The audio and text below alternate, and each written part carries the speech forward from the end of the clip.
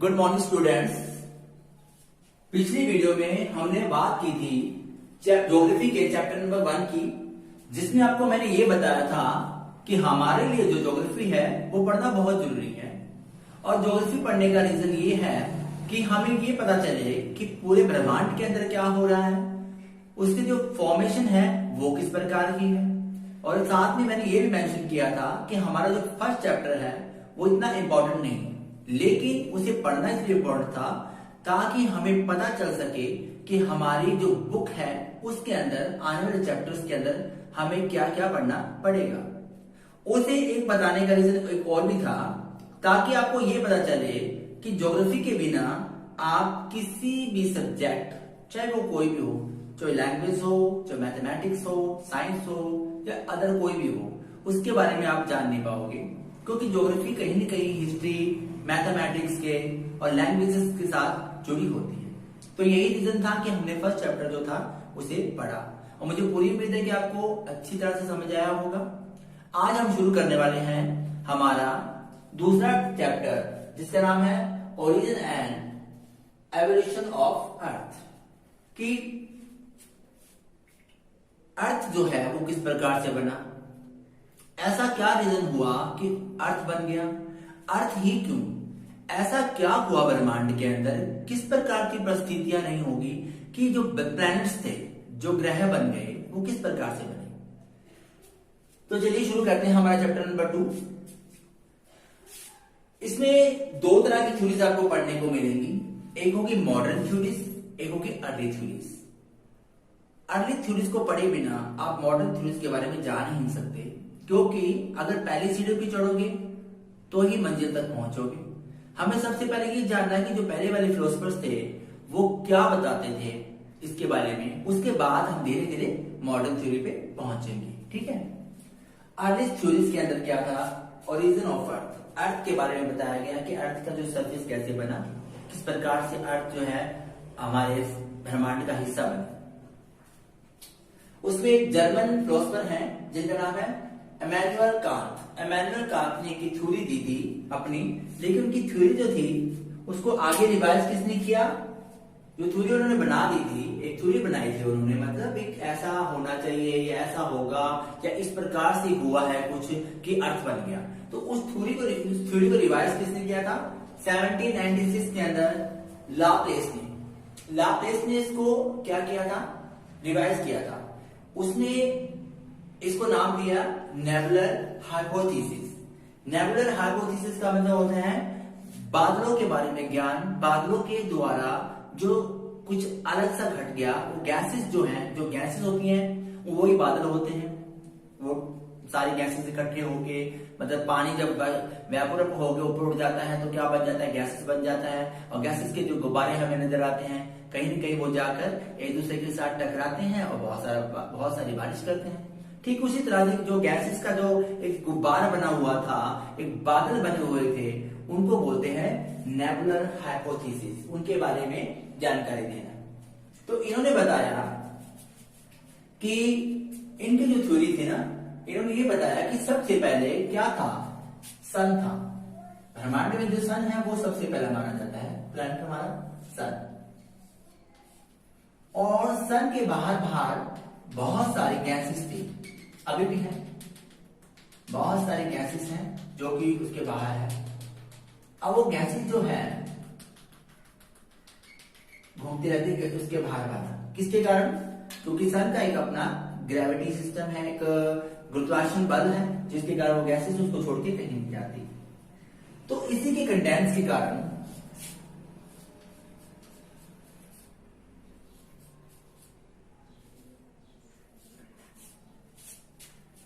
किसी कंडेंसेशन के कारण, कंडेंस के कारण कुछ ऐसा घटा कि उसमें से कुछ हिस्सा अलग हो गया और वो क्या बन गया, प्लैनेट बन गया। हम यहाँ पे सिर्फ पृथ्वी की ही बात नहीं करेंगे, पूरे ब्रह्मांड में होने वाले जितने भी जो ग्रह हैं, जो प्लैनेट, उन सब की बात करेंगे। सबसे पहले ये जान लेते कि वो प्लैनेट्स बने कैसे। तो कुछ कंडेंसेशन के कारण कुछ हुआ और प्लैनेट बन गया यहाँ पे, ठीक है, कंडेंस के कारण। उसके बाद इनकी जो थ्योरी थी, उस थ्योरी को आगे रिवाइज किया 19 के अंदर बात करेंगे, 19वीं शताब्दी के अंदर, 1900 शताब्दी के अंदर दो और फिलोसफर आए जिनका नाम था एक तो चैम्बरलिन और एक का नाम था मॉल्टन। चैम्बरलिन और मॉल्टन दो मतलब ऐसे और शोधकर्ता आए, फिलोसफर्स आए। उन्होंने क्या किया, उन्होंने ये बताया कि सन है, सन का एक अपना ग्रेविटी सिस्टम है, गुरुत्वाकर्षण बल है। सन के पास एक स्टार और आया, स्टार जिसको बोलते हैं हम वार्निंग स्टार।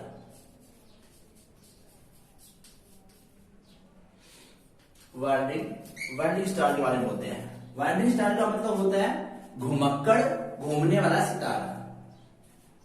तो हमारे पूरे ब्रह्मांड में केवल एक ही सन मिलेगा आपको। हर प्लैनेट पे जाने के बाद आपको उसका अपना एक सिस्टम मिलेगा, एक अपनी एक सोलर सिस्टम मिलेगा जिसके अंदर क्या होगा कि सन मिलेगा। उसकी ग्रेविटी अलग होगी, उसकी पावर अलग होगी। हो सकता है इससे हमारे सन से बहुत ज्यादा हो सकता है इससे बहुत कम हो। उसकी जो लाइट सिस्टम है वो कुछ अलग होगा, डिफरेंस होंगे। कहीं पे जाके आपको सात तरह के सूर्य दिखाई देते हैं, कहीं कहीं पे आपको एक सन दिखाई देता है, तो वो अलग अलग था। तो ये नहीं कह सकते कि सन के अलावा कोई और स्टार नहीं था। कुछ ऐसे स्टार थे, वार्निंग स्टार, घुमक्कड़ सितारे, जिनका अपना भी एक ग्रेविटी सिस्टम था, गुरुत्वाकर्षण बल था। इन्होंने अपने गुरुत्वाकर्षण बल के कारण सन के इस सरफेस में से जो नेबुलर हाइपोथेसिस, नेबुलर मैंने बताया था, क्लाउड जो सिस्टम था, उसमें से कुछ हिस्से को अपने तरफ आकर्षित कर दिया, खींच लिया। जो हिस्सा सूरज के अंदर से अलग हुआ वो कुछ इस प्रकार से था। थ्योरी ये बताती है कि दोनों की सिगार टाइप। सिगार समझते हो, लोग पहले मतलब चिल वगैरह इस्तेमाल करते थे, सिगार पीते थे, जैसे सिगरेट होती है उसी तरह सिगार होती थी। तो वो कुछ इस तरह का था, सिगार टाइप कुछ था। अब ये हिस्सा वार्निंग स्टार की ग्रेविटी के कारण अलग हो गया सूर्य से, और सूर्य के बाहर अब अपने ही सरफेस पे घूमने लगा। क्योंकि जो चीज सूर्य से अलग होगी उसका भी तो अपना कोई ना कोई ग्रेविटी सिस्टम होगा, कुछ गुरुत्वाकर्षण बल होगा। तो उन्होंने क्या किया, इस चीज को बताया कि ये स्टार इसके बाहर बाहर घूमने लगा। किसके बाहर, सूरज के बाहर घूमने लगा। जिसको क्या बोला, सूरज का ही एक अवशेष बोला गया। और धीरे धीरे जब ये सूरज से अलग हुआ तो गैसेस जो थी वो एक ठोस चीज के रूप में बदल गई। गैसेस जो थी ठोस चीज के रूप में बदल गई, और ठोस बदलने के बाद क्या हुआ, ये एक पथरीला प्लैनेट बन गया। अपने आप एक पथरीला प्लैनेट बन गया, सरफेस बन गया। मतलब सूर्य ने ही कंडेंस होने के कारण, सूर्य से कंडेंस होके वार्निंग स्टार की ग्रेविटी के कारण एक अलग से प्लैनेट बन गया। अब ये धीरे धीरे कौन सा प्लैनेट बनेगा इसके बारे में आपको बताएंगे। उसके साथ साथ इनकी इसी थ्योरी को जो सपोर्ट करते हैं, जिन्होंने सपोर्ट किया आगे, उनमें दो नाम है। एक तो है जीन्स का नाम है, और दूसरा है हार्वर्ड जाफरी का नाम। एक जीन्स है, एक हार्वर्ड जाफरी। ये दो ऐसे और शोधकर्ता मान लीजिए फिलोसफर्स थे जिन्होंने इस थ्योरी को सपोर्ट किया। हाँ भाई भी ऐसा ही है, सूर्य के अंदर से कुछ सरफेस अलग हुआ, किसी स्टार की ग्रेविटी के कारण, कुछ गुरुत्वाकर्षण बल के कारण अलग हुआ, और वो अपने आप में एक और प्लैनेट बन गया और सूरज के बाहर बाहर घूमने लग गया। उस सरफेस में नहीं, गैस के सरफेस में नहीं, एक ठोस वस्तु के सरफेस के अंदर। ठीक है। 1900 शताब्दी के अंदर ही चैम्बरलिन और मॉल्टन ने एक और थ्योरी जो थी, मैंने कहा था उनको सपोर्ट किया था। बाद में मैंने दो नाम बताया थे, तो जैक्स और दूसरा हार्वर्ड जाफरी के बारे में। उन्होंने क्या किया, एक और थ्योरी यहाँ पे निकाली जिसका नाम रखा गया बाइनरी थ्योरी। बाइनरी थ्योरी क्या थी, सबसे पहले हमने ये बताया था पहली थ्योरी के अंदर कि पृथ्वी का कुछ हिस्सा होता है, कंडेंस होने के कारण उसमें से कुछ प्लैनेट बन जाते हैं। दूसरे में हमने ये बताया कि पृथ्वी के पास कोई वार्निंग स्टार आया, घुमक्कड़ स्टार, जिसने अपनी ग्रेविटी के कारण क्या किया, पृथ्वी में से कुछ हिस्से को अलग करके उसे एक नया प्लैनेट बना दिया। अब तीसरी थ्योरी उन्होंने ये बताई, जब नया प्लैनेट बन गया, कि इसे बोला बैंडेड थ्योरी, इसको बोलते हैं कंपेनियन स्टार। कंपेनियन स्टार का मतलब होता है कि सूर्य तो है ही, सूर्य है, अब सूर्य तो है और एक स्टार भी है जिसको बोलते थे वांडिंग स्टार। इसके साथ साथ एक और स्टार या प्लैनेट कह दीजिए, स्टार या प्लैनेट, इसे प्लैनेट कह दीजिए। मतलब अब ये कंपेनियन स्टार है, अब ये भी सूर्य के इर्द गिर्द घूम रहा है, उसकी कंपेनिंग कर रहा है, ठीक है। तो तीसरी थ्योरी में मैंने बता दिया, अब इसको बताना जरूरी था ना, अगर इसको ना बताओ तो थ्योरी का फायदा नहीं था। तो तीसरी थ्योरी किसके कारण बनाएगी, इस स्टार के कारण बनाएगी कि सूरज के इर्द गिर्द चक्कर काटने वाला भाई अब एक और स्टार भी है जिसको बोलते हैं कंपेनियन स्टार के बारे में, ठीक है। उसके बाद क्या हुआ, 1950 के अंदर, 1950 के अंदर क्या हुआ, दो और शोधकर्ता मान लीजिए या फिलोसफर मान लीजिए जिन्होंने अपनी थ्योरी दी, उसमें एक नाम यहां पे आता है ऑटो स्मिथ और दूसरा नाम आता है कार्ल वाजिस्कर। ये दो नाम यहां पे आते हैं, ये जर्मन थे और ये रशियन थे, ठीक है जी। तो इन्होंने क्या किया, जो नेबुलर हाइपोथेसिस की जो थ्योरी थी ना, उसको डिटेल में बताया। हमने अब तक ये देखा कि सूरज के बाहर बाहर कुछ मतलब क्लाउड है जो जिनके कारण कुछ अलग हो जाता है, कंडेंस हो जाता है और एक प्लैनेट बन जाता है। अब इन्होंने क्या बताया, इन्होंने ये बताया कि सूर्य जो है ना, सूर्य जो है सन,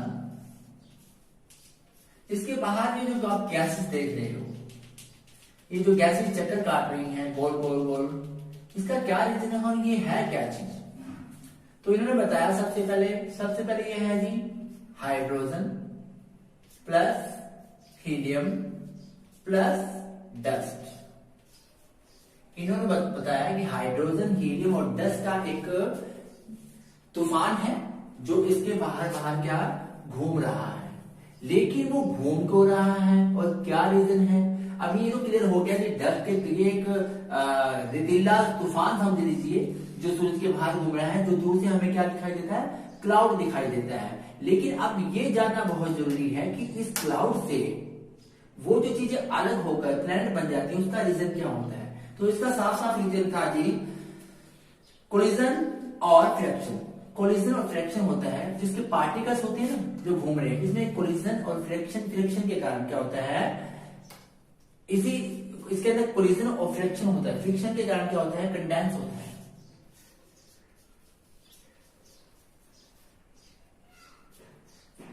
इसके अंदर क्या क्या होता है, कोलिजन और फ्रिक्शन, कोलिजन एंड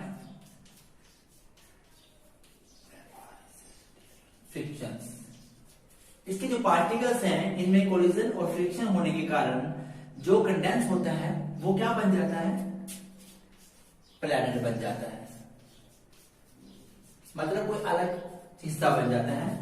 और इसी कोलिजन और फ्रिक्शन के कारण ये आपको गोल गोल क्या डिस्क की तरह दिखाई देती है। डिस्क समझते हैं ना, तो हम लोग यूज करते हैं, वो डिस्क की तरह ये दिखाई देता है। तो इस नई थ्योरी को किसने निकाला, इन दोनों भाई साहब ने, ठीक है। तो ये था हमारा अर्लियर थ्योरी के बारे में मैं बता रहा था। यहाँ पे हमारी अर्लियर जो थ्योरी है वो खत्म हो जाती है। अब सबसे पहले अर्लियर थ्योरी ये चीज थी, ठीक है। अब हम पढ़ेंगे हमारा नेक्स्ट टॉपिक जो इसी के रिगार्डिंग है वो है मॉडर्न थ्योरी, वो हम करेंगे कल, ठीक है। तब तक के लिए बाय, टेक केयर, ध्यान रखिए।